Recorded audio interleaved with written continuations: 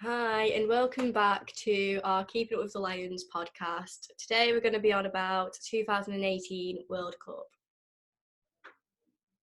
Yeah, great. Yeah, I just remember it being sort of like one of those going into the tournament.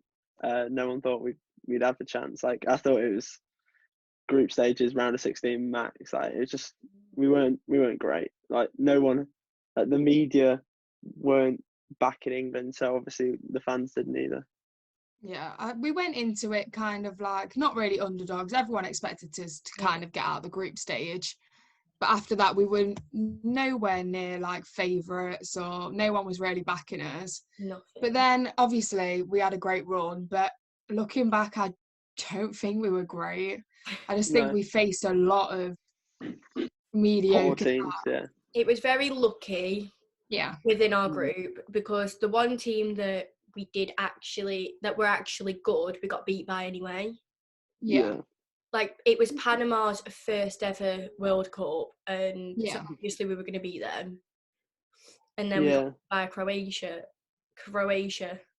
Like it wasn't insane. It's not like we had a group of amazing talent and amazing teams who have thrived in other World Cups. It was literally it was very lucky. It was Tunisia, Panama, Belgium. Yeah, like, Belgium were pretty much every game that we played. Like we even conceded Panama. Do you know what I mean? Like if you look at it that way, we shouldn't even be conceding. I know it was 6-1, but we shouldn't have conceded. It was sloppy. Very sloppy. When you're scoring 6 goals, you should not be conceding at all. And especially not against a team like that. No offense to Panama, but you shouldn't.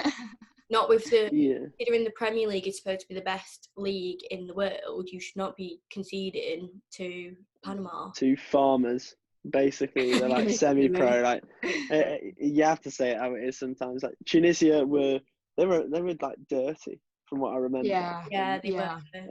1-1 last minute Harry Kane, and I thought when it was 1-1, we were heading into sort of the end of the match. I was just sort of thinking, this is England. We don't like it's typical. We're just going to struggle again. Obviously, I think everyone was a bit down after what happened in the Euros with Iceland. Yeah. And I thought, 1-1, pretty poor. Go against, and then we'd obviously have to go against Belgium, who were going to beat us. I knew that for a fact. Yeah. Because it's their golden generation. Oh yeah. And obviously, we had was it Panama, who we'd have absolutely battered with a mediocre team, which we had anyway. So it was all right. Yeah. I just think everyone went on about Kane and how great he was. 3 of his goals were penalties.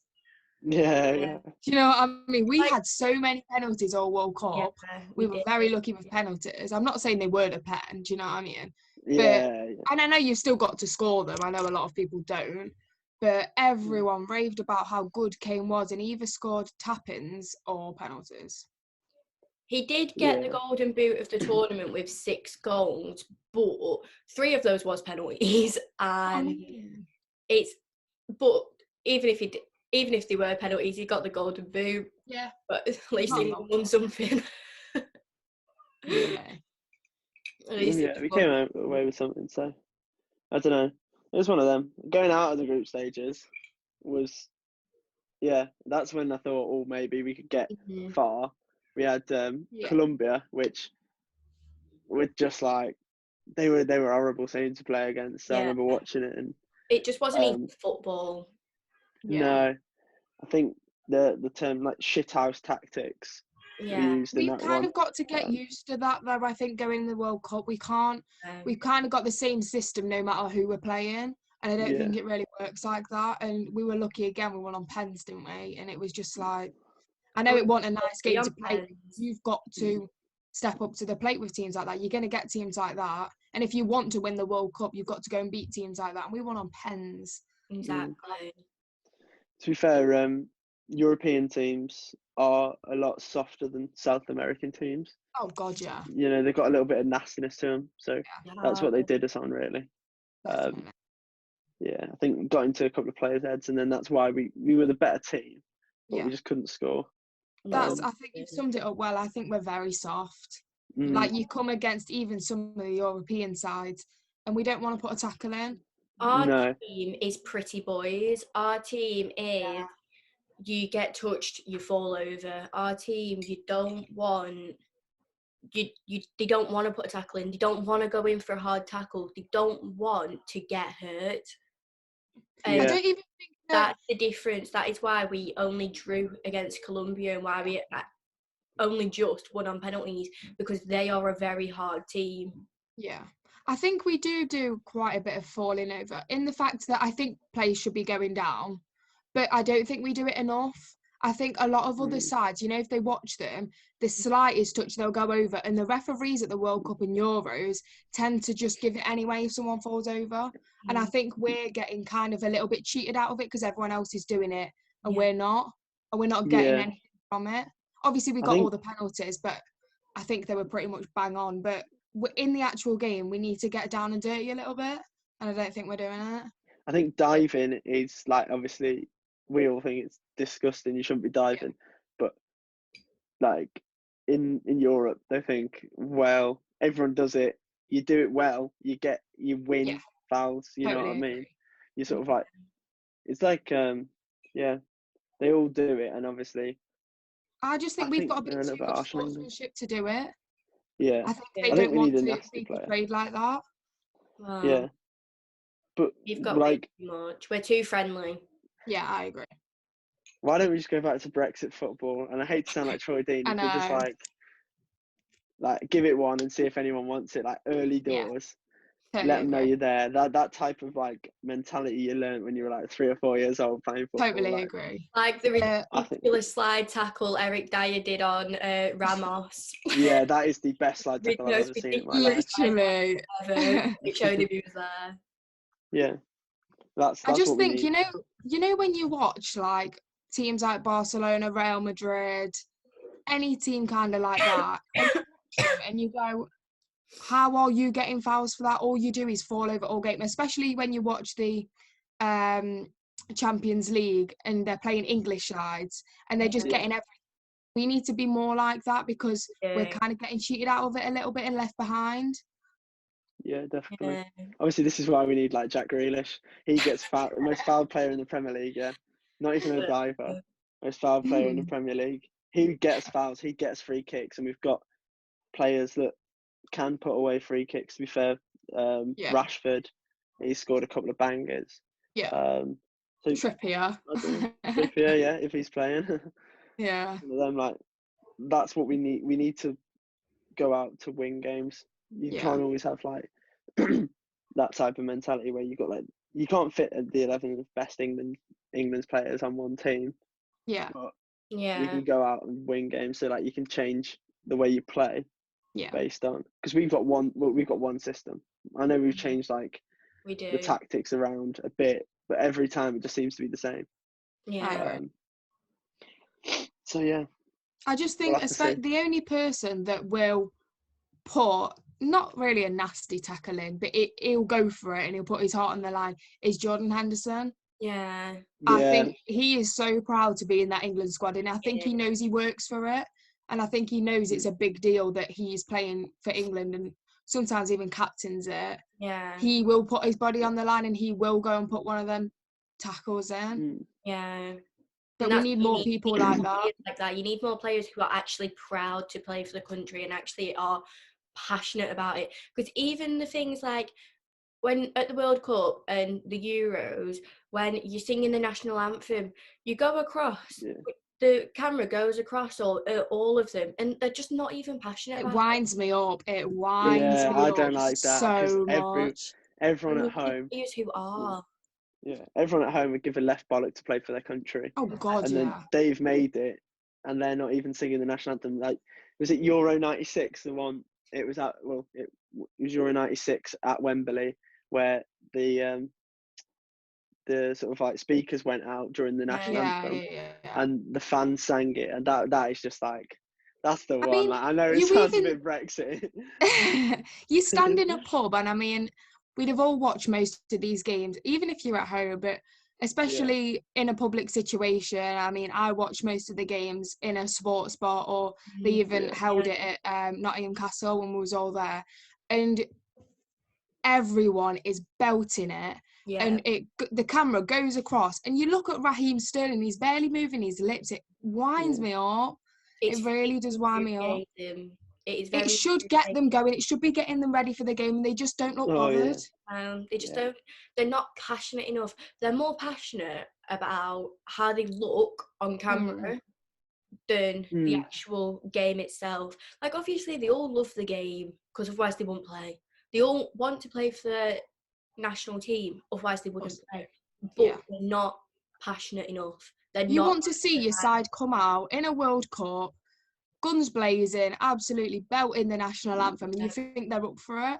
And when you look at them, do you think we're not going to go for it? We're going to sit back for a bit. And as a fan's perspective, you'd rather see them belt out the national anthem than first 5 minutes someone goes blazing, absolute crunching tackle, than see them like half-arse the national anthem, then come out, pass the ball. The fans, to be honest, like when you're in a pub or something like that, you don't really care about the football. You care about like you want the tempo, excitement. and then it's at the end of the day, it's entertainment. You don't want to be passing it from the centre back to left back to centre back again. Parking the ball. We're not watching Man City. Like, back to the goalkeeper. Yeah. I used to hate that. Atmosphere. The World Cup, your national team is about the atmosphere, the fans. It's about the country coming together, going to different places. Like, that is what it's about. It is not about parking the bus and scoring 3 penalties. It's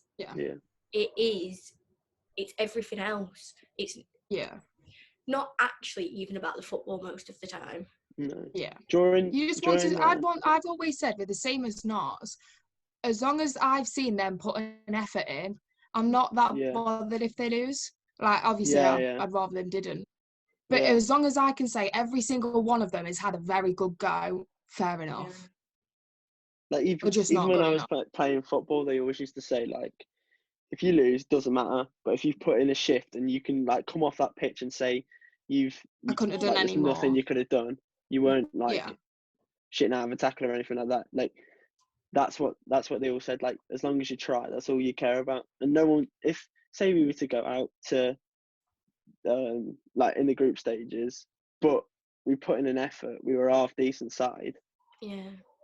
No one would be like crying about it. You know what I mean? So. No. If you're outplayed by a better side, you can't complain. As long as you've done as much as we could have done. Yeah, that's why I'm sort of like glad we didn't get to a World Cup final, because imagine the hope.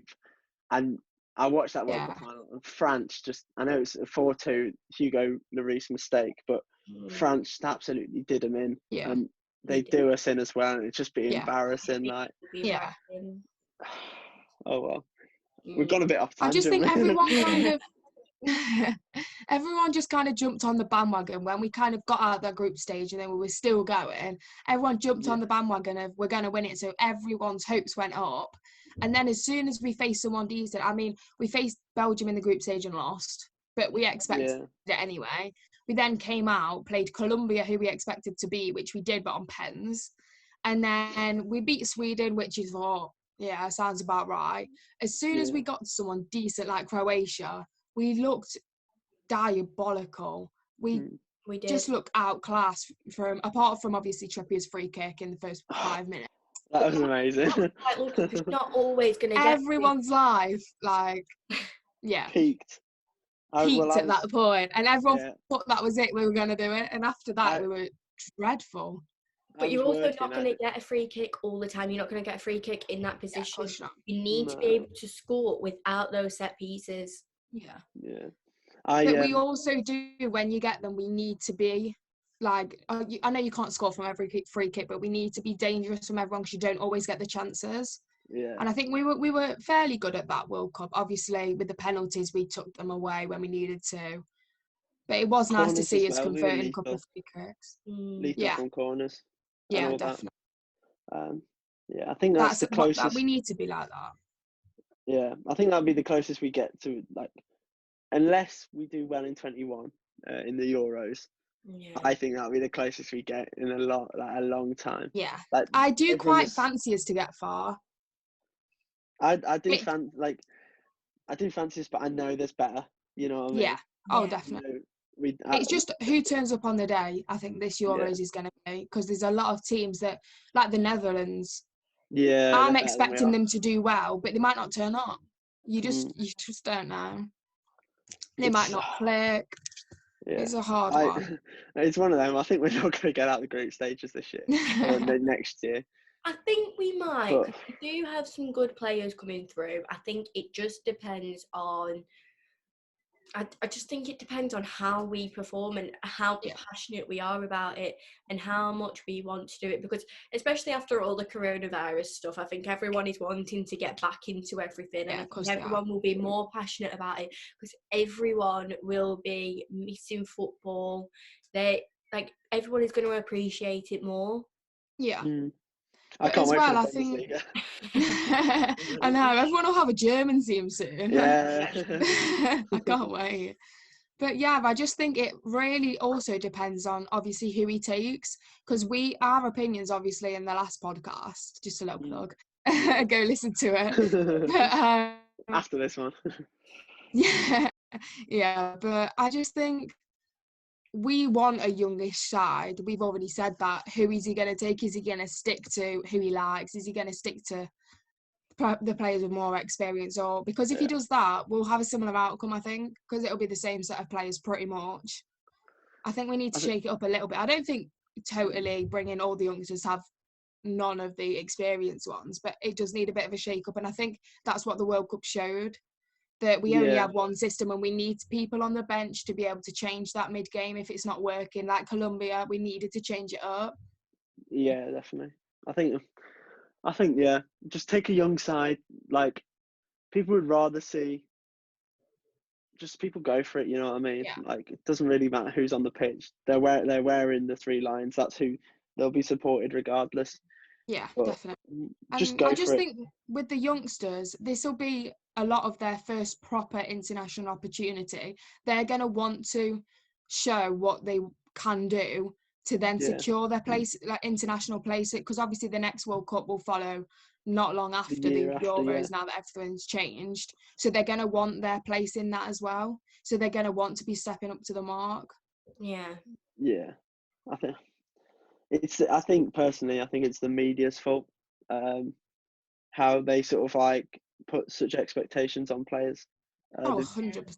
And like they did it to Bex, they've done it to Wayne Rooney. They've done it to a few players, to be fair. I'm trying to think. Raheem Sterling, definitely. 100%. I think this time round it'll be Jadon Sancho, because that's the big topic. And if he doesn't play as well, because this is obviously going to be his first proper international competition. Yeah. Every eyes are going to be on him, and it might, because it's his first one, the pressure might get to him or whatever. And I just think he's going to get, if he doesn't play as well as everyone's expecting, I think he's just going to get slagged off. Yeah. Massively. Definitely. Obviously, Raheem Sterling deserved everything he got. No, I'm only joking.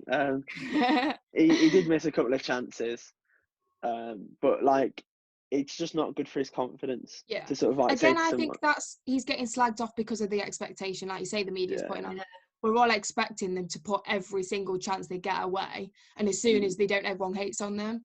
And don't get me wrong, I'm not his biggest fan, and I am the one shouting at the TV when he misses like a sitter. Do you know what I mean? It's just when you look at it from like a neutral's perspective, you're like, he's not gonna put every chance away, but you're concentrating on him because you're expecting so much of him, and you kind of ignoring everyone else. But he would have put that chance away if Kane had squared it to him. It would have been different if that had happened, but Kane went for the glory.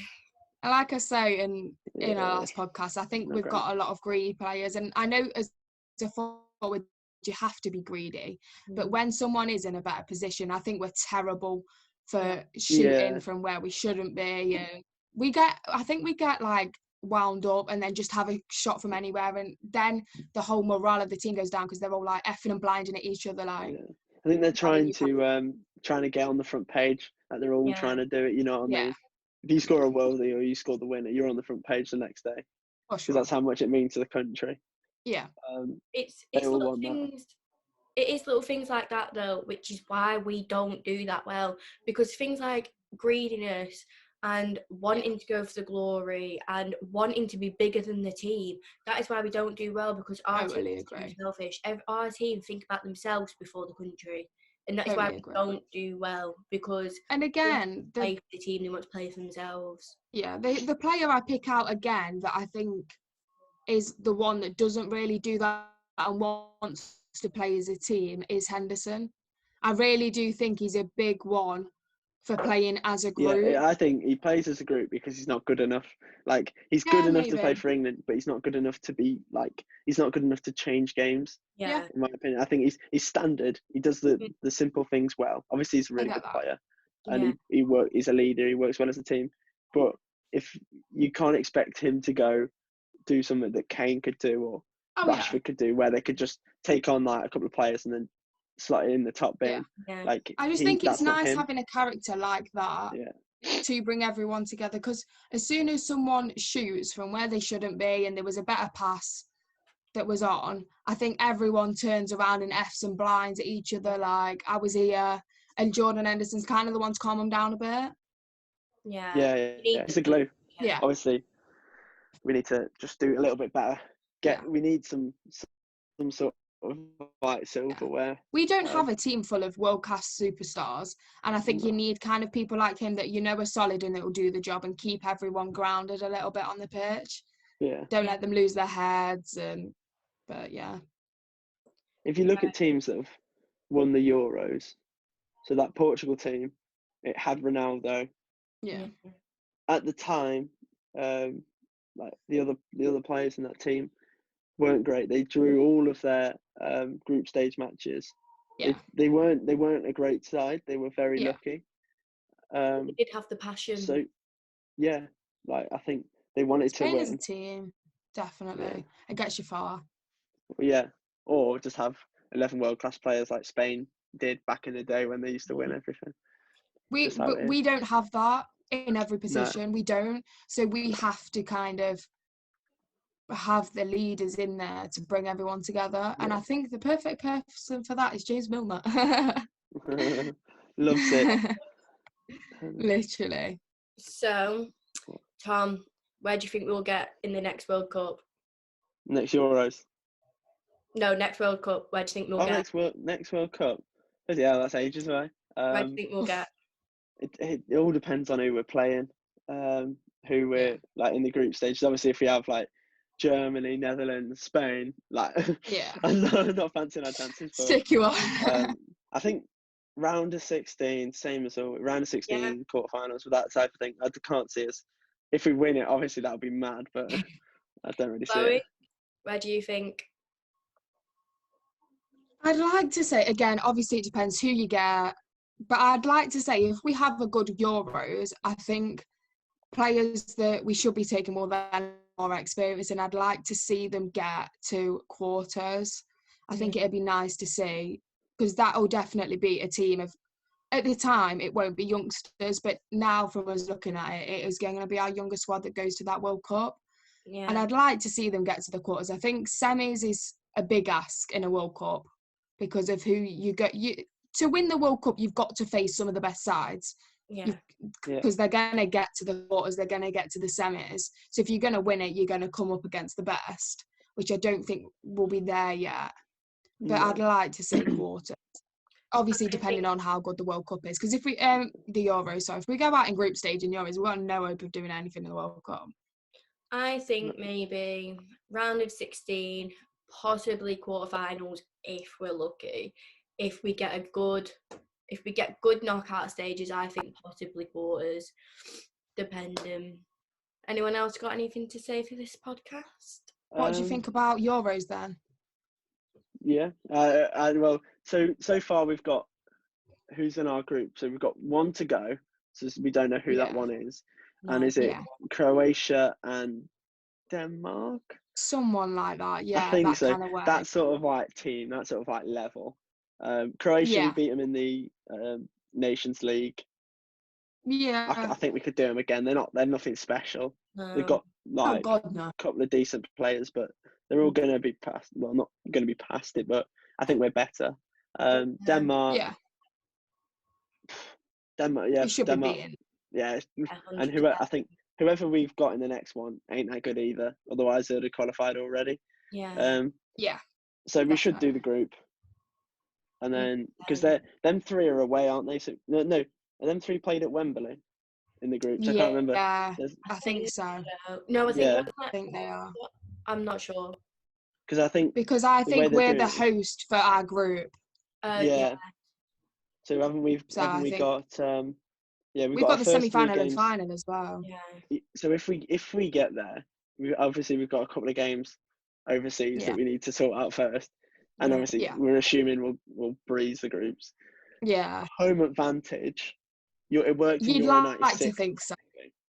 I think if we get to semi-final, final, I think we have a very good chance because our backing will be insane. Oh, massive! Our backing. I think I'd go down to London for it. Not gonna. Yeah, just sit in a pub because you're never gonna get a ticket. Well, to be fair, but just to be in that kind of atmosphere. Yeah, just go round Wembley because obviously when the Villa have played, we only have half a stadium, but it's packed with claret and blue everywhere. Like, it's just an amazing atmosphere.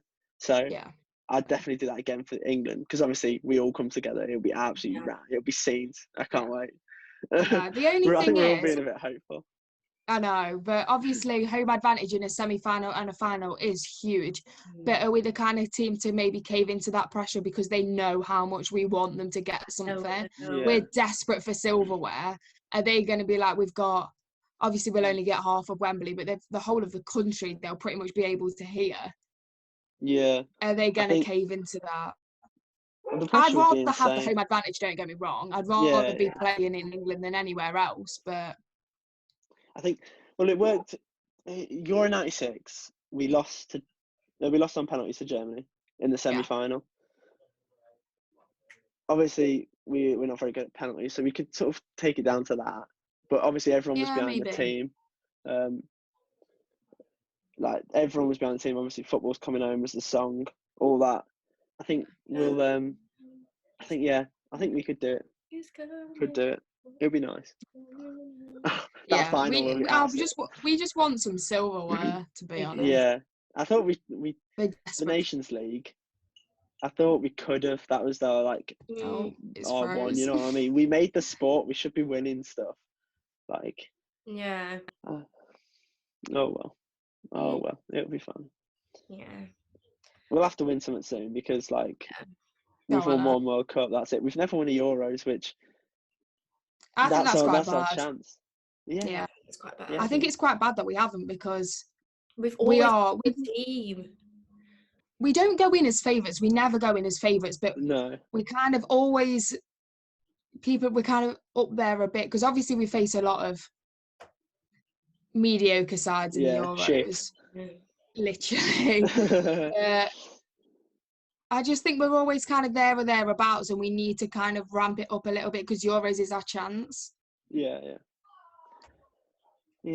We'll have to see. I just can't wait because our fans, I know they get bad stick for hooliganism and all that, but we are good. You know what I mean?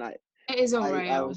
I was watching videos on my phone. They just come up on your phone this is what we Euros. This is what this summer would have looked like, and it's just everyone tops off beers. It's just class. I mean, that World Cup summer won't be topped for a long time for me. No, that's our memories I have of that World Cup. Every single day I was with my friends going to the pub. I've got photos of my England top in the quarterfinals, purple from all of the dark fruits that's just been thrown, and I've got some of the best memories that I'll always keep from that summer. And imagine it's getting even further. It'd be unreal. I'm not gonna put that. I've got a photo on my wall of me after Sweden, and it's just it's surrounded by other photos that you don't really want to be seeing. It's a bit embarrassing of me, but that I just remember I had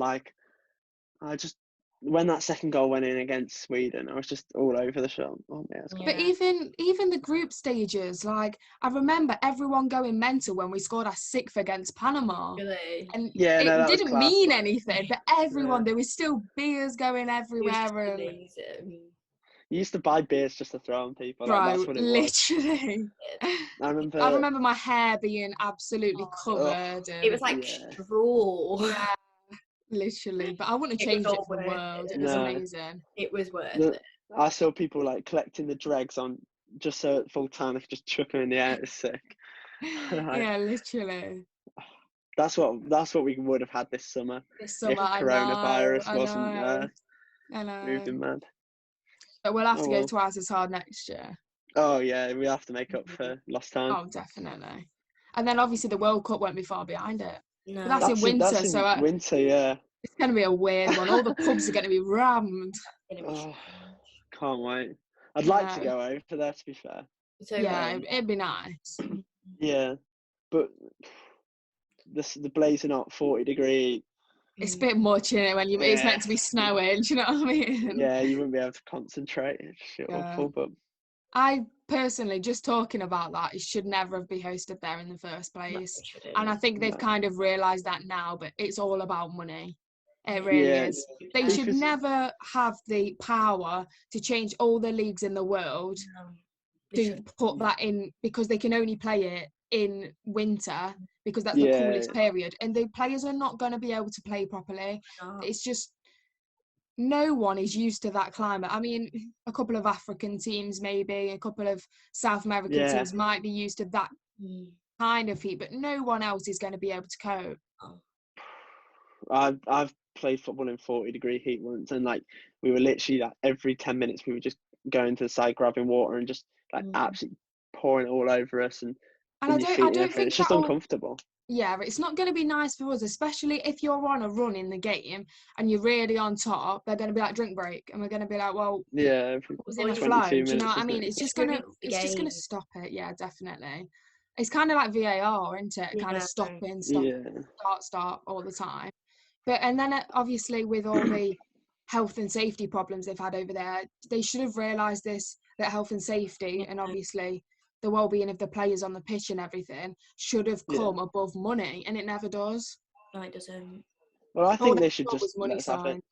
Yeah. Give it to us. If they're struggling, because they still haven't made the stadiums and all that, have they? In there, and they're doing like people in like basically slaves and all that. Just give it us. We've got enough grounds, and we've got enough security that can sort it out fairly easily.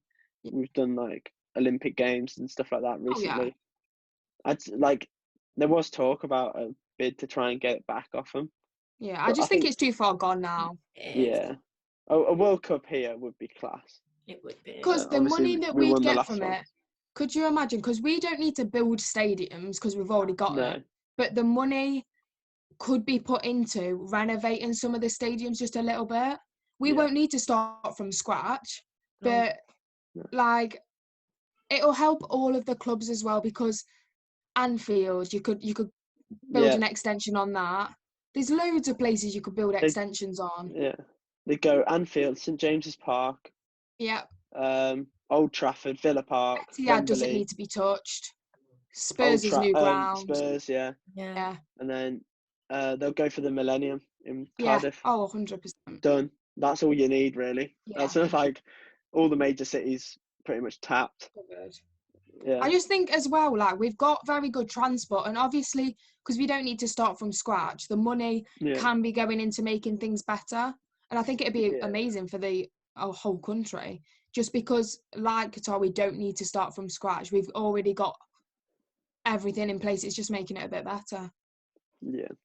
And like you say, obviously we've hosted Olympics and everything, so yeah. Well, maybe that's what we'll do with the whole Euro situation, because even though it's just in Wembley, we'll be able to like get the tubes and all that running better. 100%. It's a pain in the arse when you're there. It's a nightmare. Honestly, I've been to England games that have just been friendlies, but obviously it's still 90,000 people because they sell out anyway. but they have got it quite well, because I don't know if you've been, but you kind of come out and they stop you in sections. So they stop, let a group go through, get the tube. So we've got a quite good system on. Yeah, and they sort of like pick out where you're going and just make that run a little bit smoother. Yeah. Yeah. In Germany, it runs well smooth. Yeah. Actually, I can't believe we've started off talking about last year's World Cup. Last time's World Cup, and now we're talking about how efficient German transport is in the tube system in London. But yeah. Has anyone got anything else to say for this podcast? Or no, that's it. I think that sums it up quite nicely. Yeah, I think so. Bit of a weird lesson. Thanks for listening to Keeping Up with the Lions, and tune into next week for more discussions on German transport.